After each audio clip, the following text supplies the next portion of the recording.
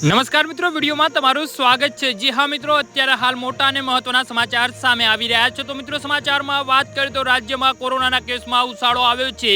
છેલ્લા 24 કલાકમાં નવા 167 કેસ નોંધાયા છે। હવે કોરોનાના કુલ એક્ટિવ કેસોની સંખ્યા 600 ને પાર થયું છે। હાલ રાજ્યમાં કુલ એક્ટિવ કેસો 615 છે।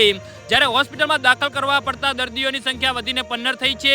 જ્યારે 600 દર્દીઓ ઘરમાં જ રહીને સારવાર લઈ રહ્યા છે। તો તરફ રાજકોટમાં પણ કોરોનાના એક્ટિવ કેસોનો આંક 43 પર પહોંચ્યો છે। જી હા મિત્રો, અત્યારે હાલ મોટા સમાચાર સામે આવી રહ્યા છે। ગુરુવારે રાજકોટમાં નાથદ્વારથી આવેલા વૃદ્ધ સહિત 7 લોકોને કોરોના પોઝિટિવ આવ્યો છે। તો ગોંડલમાં પણ કોરોનાના 2 કેસ નોંધાતા આરોગ્ય વિભાગ દોડતું થયું છે। અમદાવાદ શહેરમાં કોરોનાએ ફરી ચિંતા વધારી છે। છેલ્લા 24 કલાકમાં કોરોનાના નવા 70 કેસ નોંધાયા છે।